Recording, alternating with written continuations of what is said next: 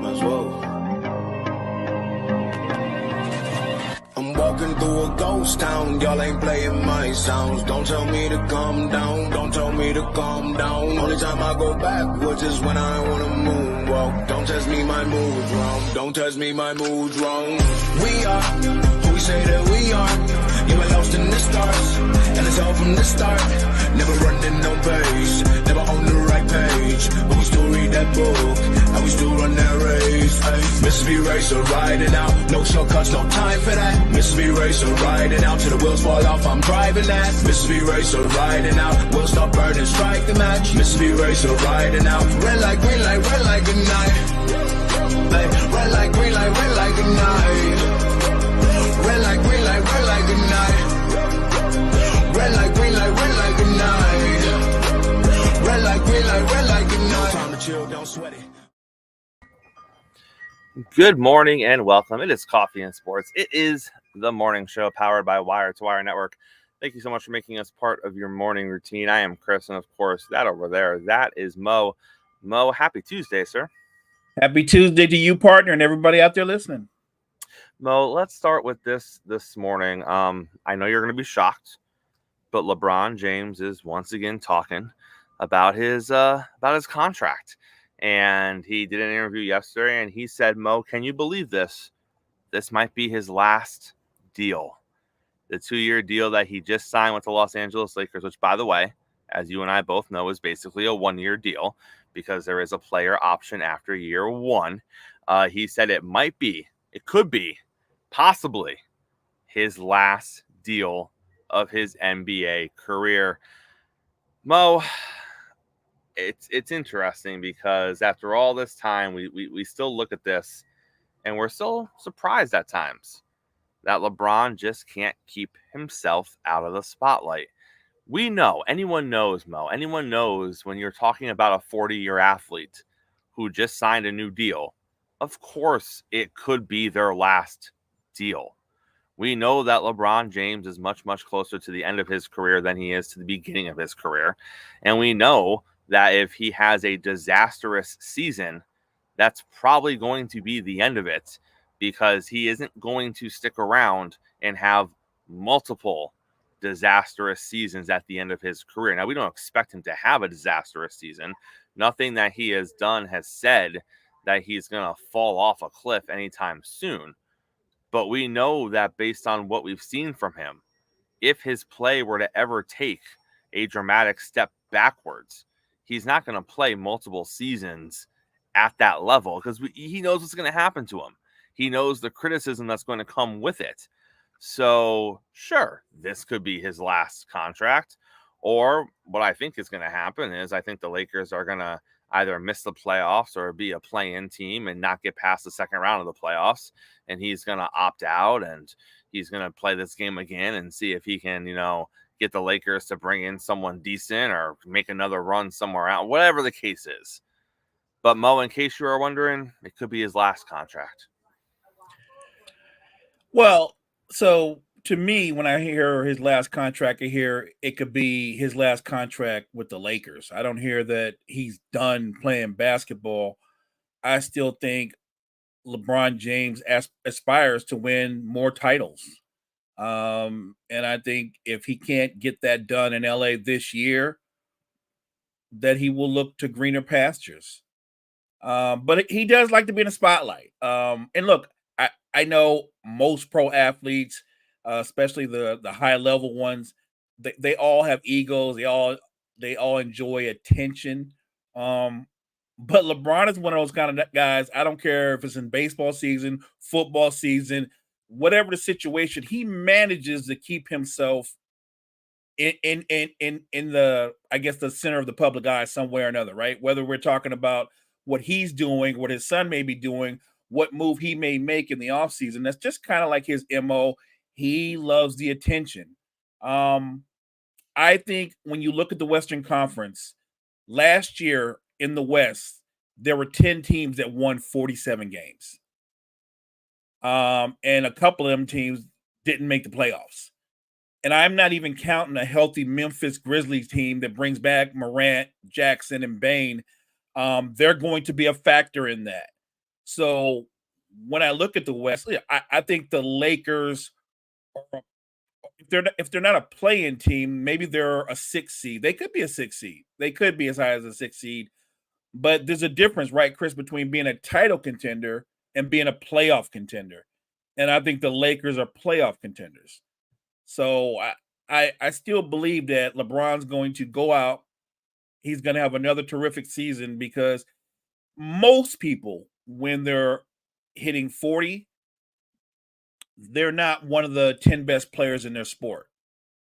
LeBron James is one of one. He's still one of the 10 best players in basketball. And I think the uniqueness of him that people forget is he has the skill of a perimeter player. He can play on the wings, but at the same time, you almost forget that he's 6'9", 260.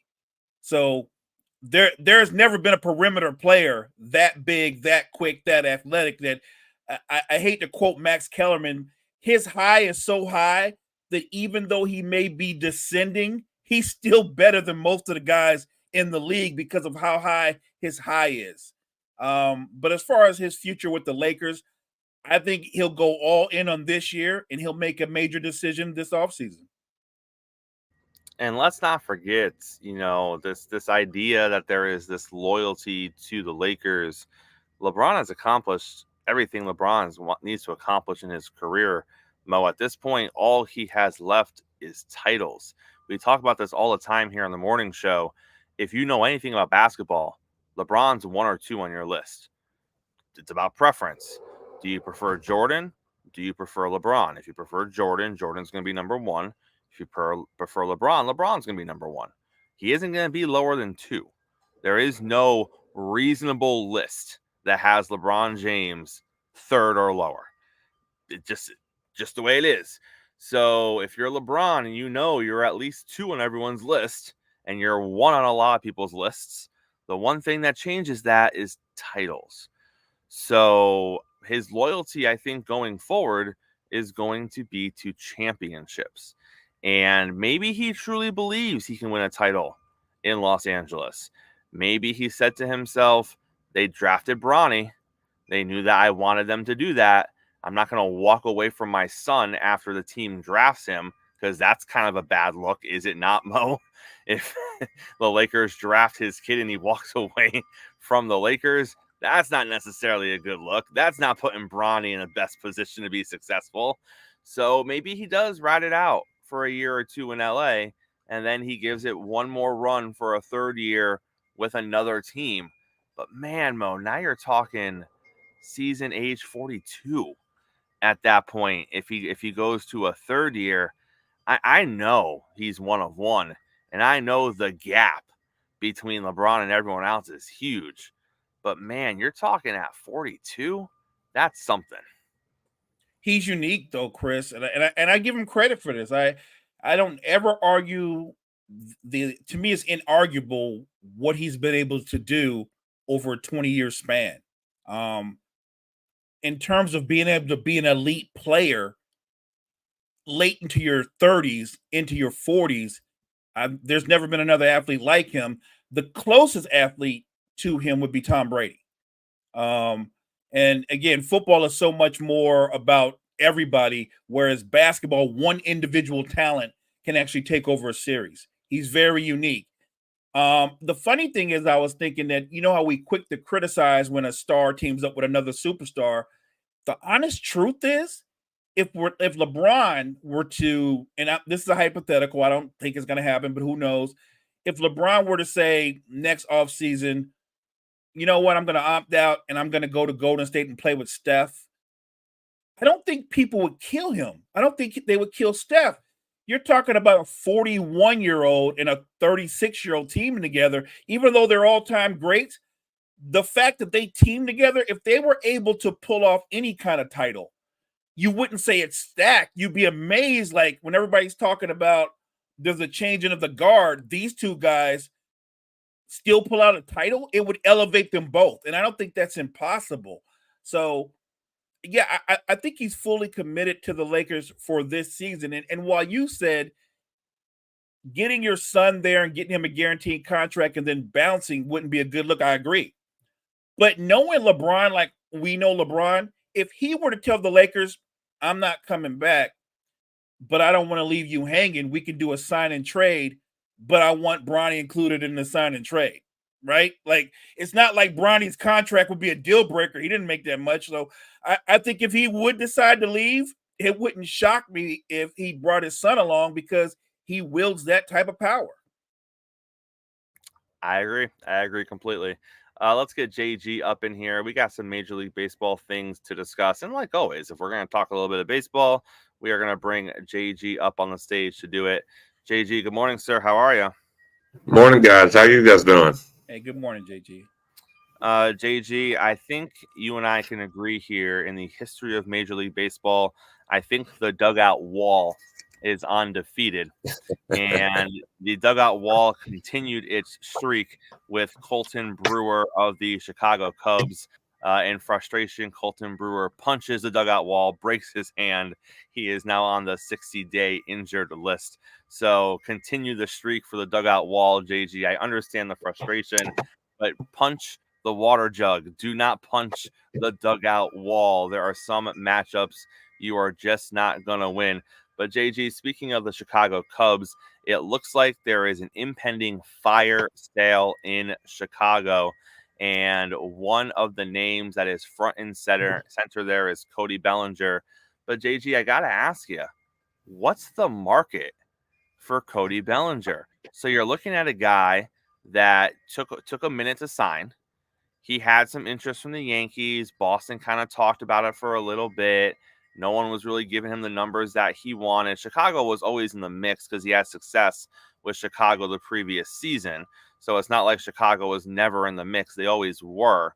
He goes back to Chicago, hasn't really overwhelmed with his numbers thus far this season. The team itself was kind of hanging around with Milwaukee, 4 or 5 games out of first place. They've fallen off a cliff. So now they're looking to start moving pieces. What is Bellinger worth at this point, based on the fact that he really has only had that one good season in Chicago after a couple of good seasons early in his career, and he fell off a cliff with the Dodgers before getting moved, and now he's kind of back where he was there. I can't imagine the market for Bellinger is huge at this point. No, and this is kind of what my question of Cody Bellinger entering the 2024 season was 2023 an anomaly, or was that a resurgence of what we were expecting his career to be? There was a lot of question marks, and I think that was a lot of the reason why nobody really jumped at him this offseason when he was a free agent, is because nobody knew what we were going to get. And right now, what you're seeing, I think we're kind of seeing what the real Bellinger is. 266 hitter this season.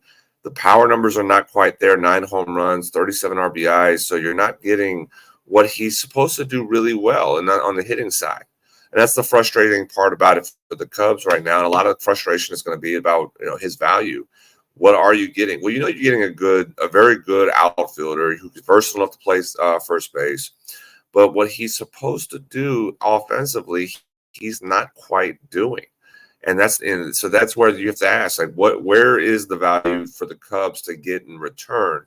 Or are you more focused on just selling? Because you're not going to get a top prospect for Cody Bellinger. You're not. So you can probably, if you're going to sell, if you're fully selling off 2 mid-level prospects, maybe a top 15 prospect, the number 10 prospect on a team's list, and then a top 18 maybe. Just something that you can just sell off and say, hey, we'll move on. We have someone maybe in the minors that we're wanting to develop and get a little out here in the big leagues and see what he can do. But that's kind of where you're at right now. There's not going to be a big market after him. Well, a team that is wanting a potential big bat that can play really good defense, of course, there's going to be some teams that are going to want that, but they're not going to give up big prospects and big money for a player who is essentially a average to above average player. And that's essentially what we're seeing from Cody Bellinger right now. The field for the home run derby is shaking up. Gunnar Henderson was the first one to announce it. Since then, Alec Boehm has jumped in there. Pete Alonso says he's returning to the home run derby. Bobby Witt Jr. just announced he is going to be a part of the Home Run Derby. Marcell Ozuna from the Braves said that he is going to be a part of the Home Run Derby. So the names are shaping up, JG. You got yourselves an Atlanta Brave in there, which is always nice. It's always nice when you get someone from your team in the Home Run Derby so you can have a rooting interest in it. But looking at the field as it shapes up, as a fan and as someone who wants to see the game do well when it comes to events like this, are you happy with what we're kind of getting in there? Because you do have two absolute young studs in there when you're talking Bobby Witt Jr. and Gunnar Henderson, which is always a plus. You got the namesake in there like a Pete Alonso, given his recent success in the Home Run Derby. So that's also a plus. You got someone from the Phillies who are one of the better teams in Major League Baseball right now. So that's a plus. And you got a guy of big home run numbers like Ozuna. So I feel like MLB is kind of covering all their bases so far as now I know it's not Judge. It's not the superstars of the league. There's better names they could have had. But when you're just saying categories, young studs, you got a couple of them. Big home run bopper. Ozuna's like 4th or 5th on the home run list. You got one of them. You got the guy that's won the past couple of home run derbies, not last season, but a couple of seasons prior. Like, you got someone from a first place. Like, you got those boxes, but you got like the second tier in all those boxes. It could be worse, could it not, JG? No, it could be worse. You are correct on that. This is better. I mean, the list of players we currently have right now, it's better than the NBA Slam Dunk Contest and the names that they get for that. So yes, it could be worse. But I still remember, we talked about 90s, and the All-Star game yesterday and everything from 1999. But I remember the late 90s, the mid to late 90s home run derbies where you had Ken Griffey Jr., Frank Thomas, Mark McGwire, Sammy Sosa, Barry Bonds, Jim Tomei, David Ortiz. In the 2000s, you had big names that that were superstars participating in the home run derby. You can't force these guys to do it, but goodness, I would love to see Shohei Ohtani be in the home run derby. I would love to be able to see those big bopper hitters that are supposed to be putting on the show that we want to see. I know Judge. I would love to see Judge in the home run derby. We had Giancarlo Stanton do it for a couple of years years ago when he was in Miami. So again, you go back to Pujols and Richie Sexton at one point. Richie Sexton, we forget it. He put on a show years ago when he was playing. I mean, you had big bopper hitters, and we're in the era of big bopper hitting home run guys. And I think that's the thing. Like, I get what you're saying. We have the young superstars in Henderson and Bobby Witt Jr., but they don't gravitate to home run hitting, though. To me, not to me at least. They're not who I would be sitting there saying, well, hey, we got to get Bobby Witt Jr. in the home run derby. That's not the name that I want to see. Again, Judge would be a name that is. I love the home run derby. I still love the home run derby. I am still a kid watching that. So I'd love to see that. Those two guys. If you want to talk about a young guy, Elly De La Cruz. I'd love to see Elly De La Cruz put a ball up 510 feet at 130 miles an hour. I think that's something that we could probably see out of him for there. But if we're talking about young guys, but you're right. It could be worse because there was a period at one point where we did not have even great names. Not just home run hitting names. There was a point in the home run derby we didn't have great names either. So it's a good thing, but at the same time, I think you're still missing the mark when you don't have Shohei doing it. You don't have Aaron Judge doing it. You don't have the big bopper home run guys that are supposed to be there on a show. And I know these guys that you have will put on a little bit of a show. It just, for me, I'm excited, but I'm not like, oh my God, this is must-see TV excited. JG, you just spoke about Elly De La Cruz. He just picked up his 45th stolen base. It's the Reds record for most stolen bases before the All-Star break. Obviously, this kid is electric on the base paths. His wheels are almost unmatched in Major League Baseball. There's only a couple of guys you could even put into the same conversation with him as far as speed and base stealing prowess go. If you talk to a Reds fan, they will tell you that Elly De La Cruz is one of the faces of Major League Baseball. You talk to a casual baseball fan, and they're going to be like, the fast guy that wears the red uniform, he's not quite there yet. With the casual fan, JG, like Gene, you consume a lot of the sport that you are passionate about, and that be baseball for you. Where is Elly truly as far as the spectrum of up-and-coming players compared to someone like a Bobby Witt Jr., who you talk to a Kansas City fan, they're like, no, this is the guy that's the face of the league for the next 10 years, not that guy. Or you talk to an Orioles fan who is like, we got like 2 or 3 of them that are the face of the league for the next 10 years. Where does he rank against some of those other names? It's still very early for Elly De La Cruz to put him on the spectrum of Bobby Witt Jr. Bobby Witt turned a corner. And we were expecting him to have this kind of a season this year. That's why he's got the big contract and signed. It's still a little too early for Elly De La Cruz right now. There's some development still necessary he needs to do to be before he turns that corner. He is one of the top 5 up and coming players, absolutely, and I think he's one of the most exciting players to watch. But am I going to put him on the list of face of Major League Baseball right now? No, I'm not going to do that just yet. I think it's still a little too early for him in his development right now. He's still got a lot of work to do. Again, in the box, he's a 251 hitter. He is hitting 15 home runs. He's got 40 RBIs, but that 250 mark, that's not a. I understand that batting average is a older stat to some of the analytical people that are out there, but it is still an important stat to look at if you're a fan, because that's what fans know. Fans don't know WAR. They don't know the analytical stats, especially, as you said, the casual fan that's not quite there yet. They know batting average. And if they look at a 251 batting average, they're like, well, that's not the face. Bobby Witt Jr. is batting over 300 right now. So there's your and that's part of it. Recognizability is another part of it. And he is becoming more recognizable right now, but he's still not quite there to the casual fan. I agree with that. Is he a top 5 up and coming player in Major League Baseball? Absolutely. Is he a potential face of Major League Baseball? Absolutely. Is he there just yet? Not quite yet. He's still, again, develop a little bit more, especially in the box. Let him hit a little bit better, a little bit more consistent with the plays that he makes and the eye-dropping home runs that he hits, the ball jumping off the bat, along with his speed. Absolutely. He's going to have that potential to be the face, but he's just not quite there yet. Last thing before we get you out of here, JG, let's talk about the Texas Rangers. Reports came out yesterday that the rival GMs expect the Rangers to move Scherzer and Robertson, as well as some other names potentially before the trade deadline.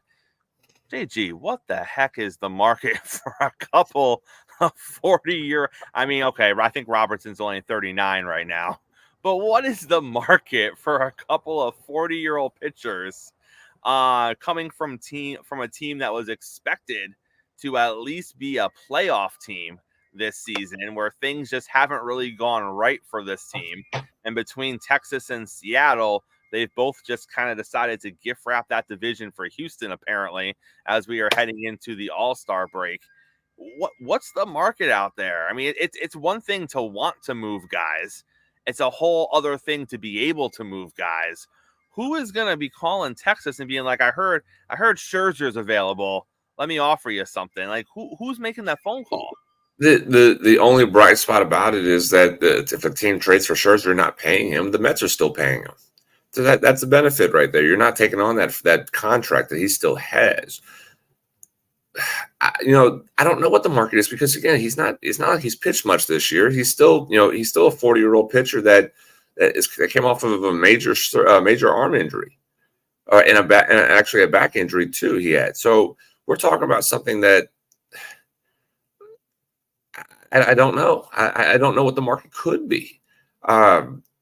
Two prospects. Again, you're not getting the same thing we talked about a little bit ago as far as for Bellinger. You're not getting top level prospects for Scherzer at this point of his career.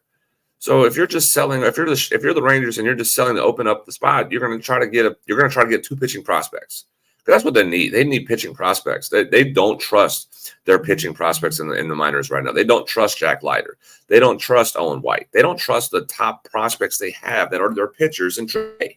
So they need more pitching prospects. If they're going to trade a Scherzer, a Robertson, a couple other of the big league arms, they're hoping to get some minor league pitching in return, because they're depleted in the farm right now. So that would be the only thing that I could sit back and say, if you can get two pitching prospects for both of them, for Scherzer, and you can get a pitching prospect or two for Robertson, a couple of those for the other arms then I think it might be worth it for the Rangers to do so. Just because, like I said, their farm system is absolutely horrendous when it comes to pitching, and they said they don't trust Jack Leiter. At some point, I think you're going to have to make a decision on and if Leiter is part of the future, and I don't think he is. So there's going to be something that they're going to have to make a decision on him if they're going to include him in a package to get if you can include a Leiter in a package with Scherzer or Leiter with a package of Robertson, you might be able to get a top 8 type of pitcher in a farm system from another team, and I think that might be enticing for the Rangers. But the market's not going to be strong. It's going to be very hard for the general manager Chris Young to really sell to a team like, hey, yeah, look, you're gonna get Max Scherzer, and we deserve to get something big in return. This is not Max Scherzer from the Nationals. This is certainly not the Max Scherzer. This is not Max Scherzer from the Dodgers. This is Max Scherzer, who's 40 years old, who's older and more injury prone than he's ever been in his career. So I think there's going to be humility to the Rangers of understanding the market's not going to be big for them. But if they're going to look to sell, pitching prospects needs to be the priority. JG, always a pleasure having you on here in the morning, sir. We'll see you later on the week. All right. Sounds good. Appreciate it.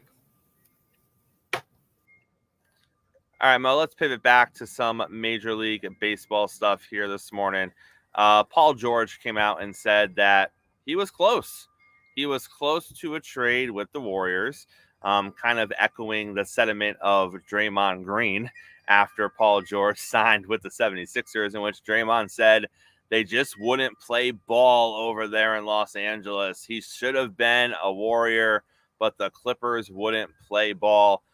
Not really anything new, Mo. We knew it was close. We knew the one name that was the holdup, and it was the one name the Warriors didn't want to give up in a deal, and that was Kuminga. The Clippers wanted Kuminga back in a sign and trade for Paul George. The Warriors said no, and the Clippers said, okay, good talking to you. Right. And that's kind of how it all fell apart. So we knew that one. We knew that deal had legs to it, and we knew there were real conversations there, and we knew that was close. That one I don't think we're surprised about. But Mo, let me ask you this.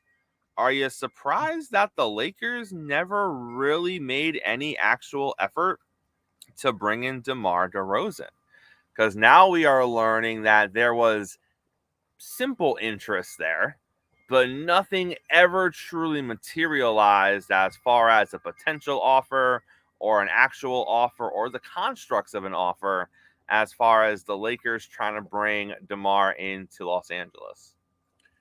I'm not that surprised, because I think they wanted DeMar, but I don't think they valued him that high or valued him more than other teams did, because JJ Redick being the new coach, Redick's going to implement a system that's going to want more 3-pointers. He's going to want to speed up the offense and spread the floor even more. Well, if you're going to get the best out of Anthony Davis and LeBron James, you're going to have to surround those guys with capable catch and shoot players. And I just don't think they think DeMar fits. And maybe they're being cautious because the last time they went out and got a guy just with a name, they got Russ, and Russ didn't fit with LeBron. But I would say DeMar's different from Russ. Russ was a freakish athlete. DeMar's a gifted scorer. He's more than an athlete. He doesn't shoot the 3 ball, but again, his secret power is he gets to the foul line. And he's terrific 18 feet and in. And he's also a playmaker because he can create for others as well. he's averaged just under 6 assists the last 7 years. So I think with a player of that talent, they should have valued him more. They're looking for fit, and I get that. You want to go, we need shooters. You do need shooters, but something else you need in this current NBA, you need shot creation. You need other guys that can make something out of nothing. And when you look at the Lakers roster in terms of shot creation, there's LeBron, there's Austin Reeves to a degree, and that's it. They don't have any shot creators. So I don't know why you would not value another shot creator. But they didn't. And like I said, I think that's more about what Redick's vision of the team and where he wants to take them. And that's, as a first-year coach, and if they're fully committed to them, I totally agree with him. If he has a completely different vision of what he wants them to look like and play like, then DeMar wouldn't have been a good fit. Shifting a little bit to BI here, we've heard that BI might stay with the Pelicans. We also had some BI to Atlanta rumors heating up. Well, it looks like, Mo, the hang-up with Atlanta is that Atlanta didn't want to do a couple of things. One, they didn't want to give BI a brand new deal. And two, they didn't want to trade Clint Capella. So now we're hearing there is an outside chance, because once again, the Pelicans and BI are talking, that they might be able to work something out where he stays. But let's talk about Atlanta first. What would the fit be with BI in Atlanta? And do you think that Clint Capella should be a holdup on making that deal happen? I mean, look, Capella is a solid double-double guy. You can book him for 12 and 12. He's not a great rim protector, but he's pretty good. I don't know if I would make him the end-all on breaking up a deal, but I'm trying to picture the fit of Trae Young, the ball-dominant scoring point guard with BI, Brandon Ingram. And I don't know if Brandon Ingram is a 2 on a title contending team. I don't think he is. I think he's a tremendous talent, but on a title contending team, he's probably a 3. And I think Atlanta might value him higher, but that would just be Atlanta being Atlanta. I know the Pelicans want to keep him, Chris, but I think you can pretty much book it. The Pelicans aren't going to give him the max. Like they're going to offer him what they think is fair value for what he can do. And look, I wouldn't give him the max either. He's a really good all-star caliber player. And you know how we say every player has a ceiling? I think he's at his ceiling. I think he's a guy that can drop 22, 23 a night, give you 5 rebounds, 5 assists. He's a very good player, but he's not somebody you can build around. He's not an elite player. So I could see Atlanta bringing him in, but I don't think it moves the needle in terms of making them a title contender. He would make them a little bit better, but they wouldn't be title contenders. Retaining him, if you're the Pelicans, with Zion, with CJ, now you have DeJounte Murray. Don't forget what Trey Murphy can do. They have talent across the board. It really is about health. He's more valuable to the Hawks, I think. But I think if he stayed with the Pelicans on a lesser deal, he would have more success in terms of what they could do in the playoffs. Jalen Brunson also made some news yesterday, Mo. There is big conversation that he might be willing to take a $156 million extension instead of the $269 million deal that he could take, thus saving $113 million so the Knicks can just have some payroll relief and have some more flexibility. There are some who are saying, yep, this is something he would definitely do. There's the other side of the aisle saying there is no way that in today's NBA, he is going to leave $113 million on the table. What do you make of this story? And what do you make of the possibility of him leaving $113 million large on the table just to give the Knicks some flexibility? I'd say that's really impressive.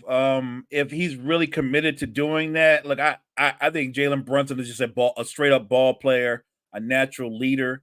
But this is his job. And he just got a teammate who just got a $212 million contract. And so I'm not saying he's just in it for the money, but most people would recognize Jalen Brunson as the centerpiece of everything the Knicks do. If you're the best player or you're the key player that makes the engine run, and you've got everybody under the umbrella, I don't know why you would take a pay cut. It's not like, well, I'm taking a pay cut because they're going to go out and get this guy.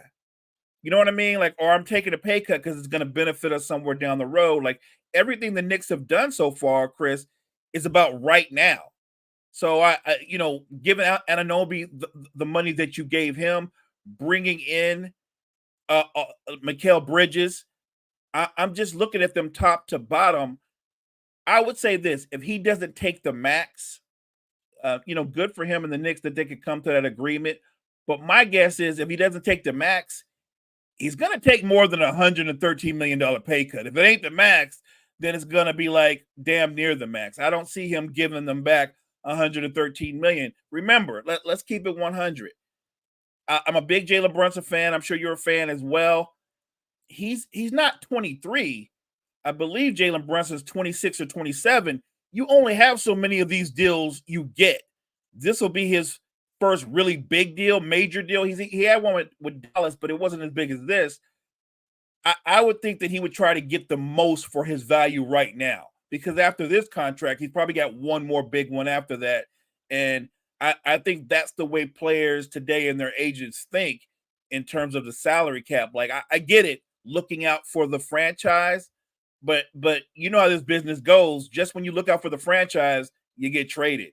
So I'm going to say he doesn't take the max, but there's no way he's going to take a $113 million haircut. Mo, the Jazz want a first-round pick for Kessler. The Knicks are one of the teams who are interested in the big man. A few other teams are as well. Are you giving up a first-round pick to bring in Kessler from the Jazz? If you're the Knicks, you have to do that. If you're the Knicks, because you lost the big man to the Thunder, I really think you have to do that. Hartenstein was such a valuable piece for what they did defensively and on offense, because he's a terrific passer. You can run the offense through him. So I think bringing in a guy like Kessler, who has a similar skill set and a similar motor, I think it would be a great move for the Knicks. And remember, the Knicks are about right now. They're winning right now. They have a core that makes them a contender for the next foreseeable future, 3-4 years. 4 can compete for titles. So I would spend the first round. I would spend the first round pick. I think Kessler has that kind of value. And by the way, as a talent, I think Kessler has a higher upside than Hartenstein. So I think Kessler is more than just an energy guy and a rebounder and a defender. I think he has an underrated offensive skill set. So in the bigger picture, if I'm the New York Knicks, I would absolutely consider making this deal, especially with the loss of Hartenstein, because we all know as good a defender and a rebounder as Mitchell Robinson is often injury prone. Also, even when he's not injury prone, he's almost a walking foul waiting to happen.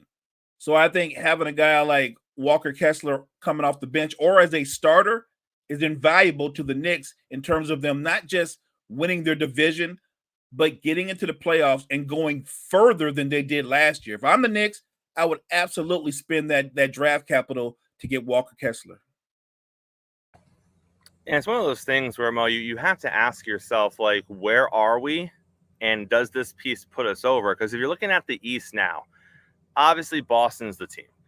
They proved it on paper. They've been the team for a few seasons. They finally proved it on the court that they're the team. When you're looking at the landscape of the East right now, are the Knicks number 2? And if they are they a clear-cut number 2? I like the way you worded that. That's a great question, and so I'm going to reply in that way. I think they are number 2, but I don't think they're clear-cut. I think top to bottom, the Knicks are clearly deeper than the Sixers. They're deeper than the Bucks. They're deeper than any other competition in the East that's not the Boston Celtics. The one advantage that the Sixers have is their topside talent when you look at Embiid, Maxey, and Paul George and what they can do. But I do look, the very best version of the Sixers versus the Knicks if everybody's 100% healthy going into the series, I still think it's a great series, but I would give the edge to the Sixers. So I think the Knicks are number 2, but not clear cut. Let's pivot to the NFL here. Joe Burrow made some headlines yesterday because he's just trying to change the world, Mo. Joe Burrow is offering big ideas to the NFL. Obviously, the 18-game schedule is on the horizon. Everyone thinks that we are going to end up with an 18-game schedule in the NFL. And Joe Burrow said, listen, if we're going 18 games, there's 2 things we need to do. Number 1, every team needs 2 byes during an 18-game schedule. And number 2, put the Pro Bowl in the middle of the season. Don't worry about the Pro Bowl being when the season is over. Toss it in the middle of the season. Give teams some time off. Do what you want to do with it. Keep it the same. Tweak it. I don't care. But put the Pro Bowl festivities in the middle of the season. Everyone gets 2 weeks off during the season. And let's go do this 18-game thing. Well, Mo, you know, when people start talking about changing up the way the NFL does things, there's going to be a lot of views on both sides of the aisle. Let's start with 2 byes. If we go to an 18-game season, do you like the idea of teams getting 2 byes during the season? Look, I think Joe Burrow and myself will both get pushed back, but I do think they need that. Look, it's weird to say this because the NFL isn't as brutal or as physical as it was in the 90s, early 2000s, but it's still the most reckless, physical, draining sport in all of sports. It is a high collision on every play. So I absolutely look, I'm with Joe Burrow. Why not if you're going to play more games? And yes, because an 18-game season and then there's a little bit of a break and then you go into the playoffs in the most brutal sport. You absolutely. I think I even like his idea about the Pro Bowl. Call it crazy, but it isn't even about the Pro Bowl event itself. I think what Joe Burrow is saying is it's an opportunity for people to get healed, to get rested going forward for the rest of the season. In that sport, more than any sport, you need those breaks in between. And if you're going to add more games, that's more wear and tear on the body. So I'm with Joe Burrow 100%. And then we have his second point, which is move the Pro Bowl to the middle of the NFL season. Play 9 games, then take a week off for Pro Bowl festivities, and then come back and play another 9 games and make the march to the playoffs. Mo, on paper, it doesn't sound terrible, right? It doesn't sound terrible on paper. You play a 9-game season, and then you move on to the next 9. What do you think of that? It's so simple it makes sense, right? You get that little break at the halfway point, and then you go down the other side of the season, the last 9 games of the season. I think that makes sense. And look, the Pro Bowl is completely different. It is more of an event. It's more for the fans still, but the game is gone, which is good, by the way, that the game is gone. They've other little games and competitions. I think that's better interaction for your fan base as well. But it also gives a lot of guys the opportunity to rest up and get ready for one of those kind of things that literally benefits everybody. All right, Mo, before we get out of here, we got a few tidbits from around the sporting world. First of which is that Hurley fella that the Lakers flirted with, he just signed himself a $50 million extension with UConn. We knew there was big money on the table. We knew that whatever he turned down with the Lakers, once he signed his extension with UConn, the money was going to be pretty similar. And the Lakers deal was still a little bit more, but the money wasn't that far off, Mo. And when you're literally talking about being a god on the campus of UConn to maybe the Lakers head coach for a few years, hopefully if things go well. Right. And then you throw in the three-peat, there was no way, right, Mo? I don't think there was a way. I think he was flattered with the courtship and the offer. And we've already talked about this. The only way he would have been the next coach of the Lakers is they literally would have had to make an offer he couldn't refuse. And they didn't do that. They didn't do that. I would argue they lowballed him to a degree. I don't care that he has no NFL experience or NBA experience as a coach. You're courting him. You want his services. You want to tell him this is why you should leave UConn, where, like you said, you're a god among men and you're in pursuit of a three-peat. You've got to give me reasons to where I don't even leave that weekend where I go, you know what, you're right. Let's get it done tonight. Let's sign the contracts. And they didn't do that. So I think he was interested, but I think that he was more compelled to stay with UConn. I think that's where his heart was, and I think he made the right choice. Mo, if you ever need an example of Tiger Woods and where Tiger Woods is with things and what Tiger Woods is doing with things, look no further than the fact that Tiger Woods was just offered captainship of the U.S. Ryder Cup team. Wow. Tiger Woods, who, let's be honest, hasn't done much this season or the past couple of seasons, but he's still Tiger freaking Woods. And he is still being offered things like, you want to be the captain of the Team USA? Like, you want to do that? Like, well, we would love to have you. Mo, does that not tell you all you need to know about how respected Tiger Woods still is, even at this point in his career? I think it sums it up. I think guys, they revere him in a way that you're just in awe of him still. And remember, here's a guy, like you said, the last couple of seasons, he hasn't really played that well, but he's Tiger Woods. It's one of those kind of things where you can end any conversation. Well, why are we doing this? Why are we doing? Because it's Tiger Woods. Why do you and I tune in when he's playing and we know he's probably not likely to win?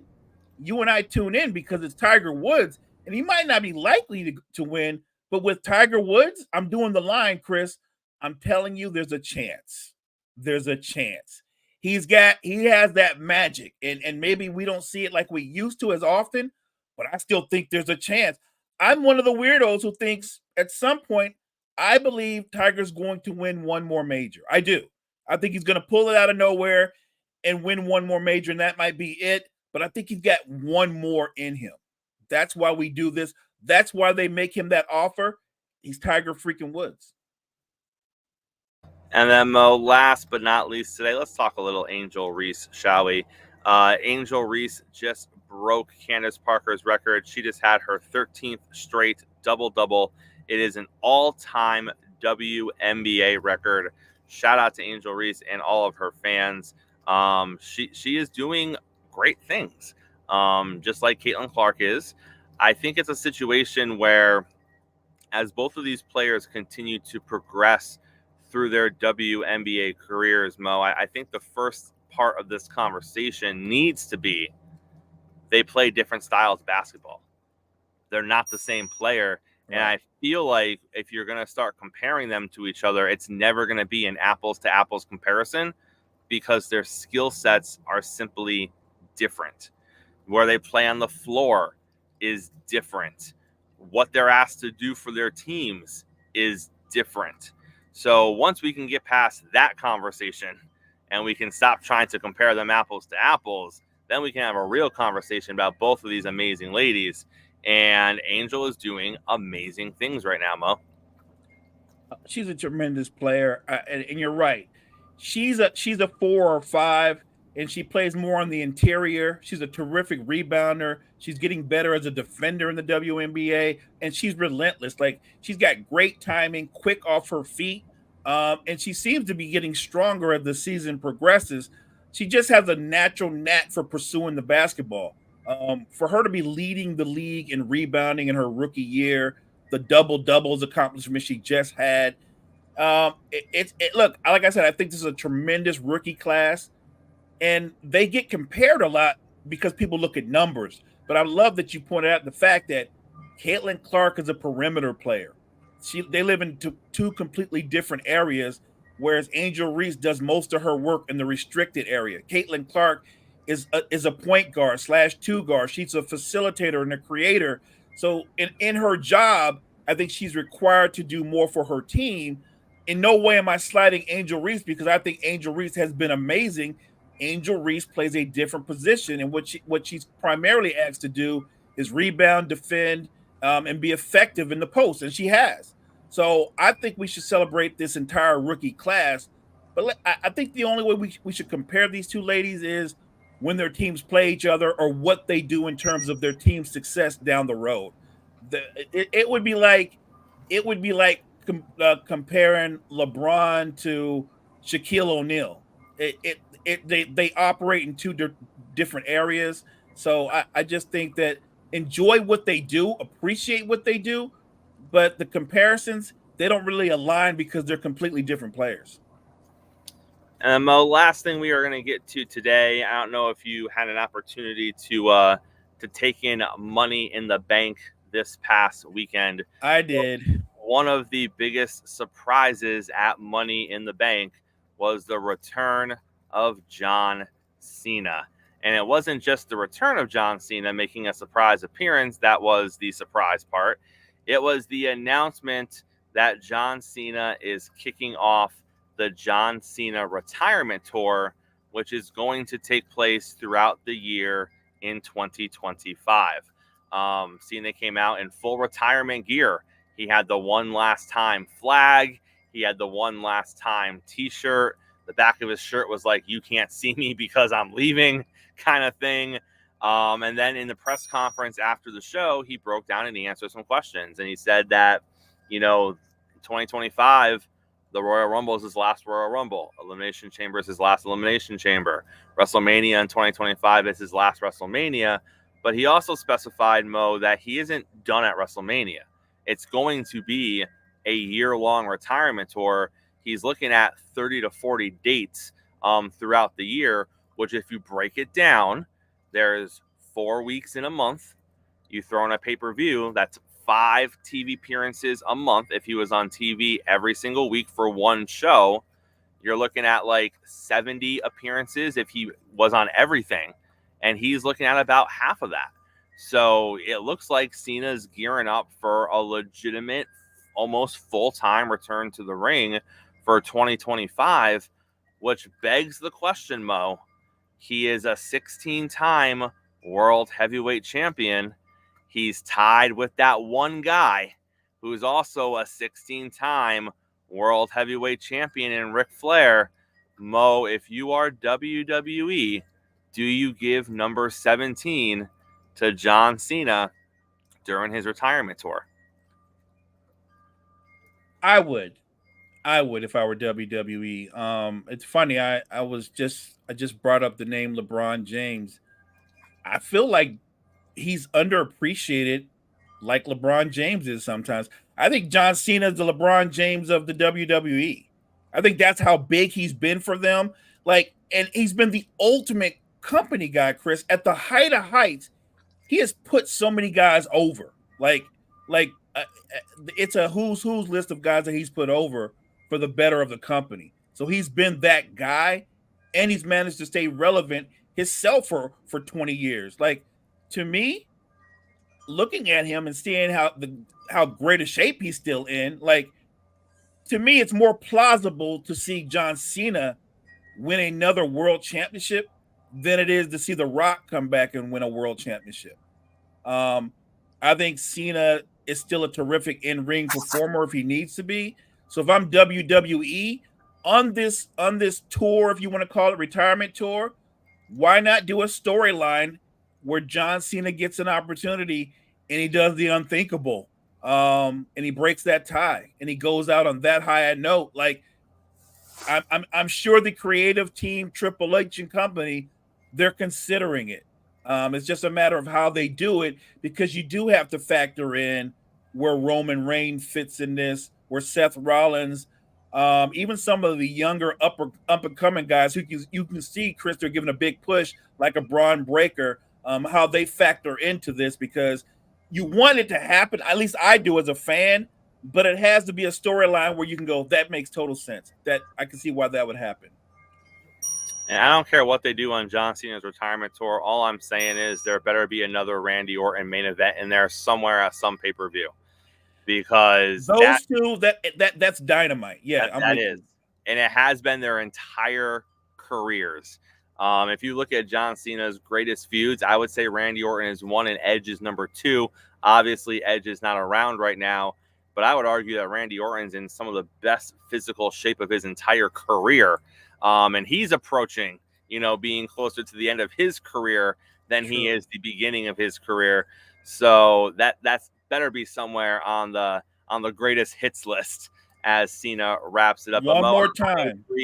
I agree with you. I would make Cena the 17-time world champ because, to your point, once you give it to Cena, now all of your marketing changes to Cena is the GOAT. Cena is the greatest of all time. Yes. No one had more title reigns than John Cena. And no disrespect to Ric Flair. Ric Flair has had the moniker all this time, but Ric Flair he doesn't connect with today's generation. John Cena does. And John Cena I think he deserves to take over that pedestal as the next guy. And then, 20 or 30 years from now, we're going to have the next guy that is a 17 or 18-time world champion. And they're going to take Cena off the pedestal. And that's just the way this works. You can't have a guy from 50 years ago that current fans have never seen wrestle, and he's the greatest of all time. And you're like, really? That guy? looks like my grandpa. Right. Can't do it. And here's the thing about Flair. Like, I know that a portion of his career was in the WWE, but really he made his name. He won his championships in NWA and WCW. Like he didn't dominate the WWE. He had some success, but he wasn't the dominant figure that he was, I guess, in the 80s and maybe parts of the 90s in WCW/NWA. So I think it's only right that Cena, who's been WWE his entire career, that be the guy. And they're already trying to go there and call him the GOAT. I think that you can make a strong case that and there's been some great ones. Look, Triple H is my favorite wrestler all time. I'm biased, but I wouldn't have a problem if somebody said Cena was the GOAT. All right, Mo, take us to a close on a Tuesday. Thank you guys so much for joining Chris and I this morning. Make sure you check out all the great content we have at Wire to Wire Network. Wire to Wire Network, we appreciate you. Make sure you're back with us, same time, same place tomorrow. Will be here to break down NBA. The NFL genius himself will be here to talk National Football League, all of that and more. Coffee and sports. It's the morning show powered by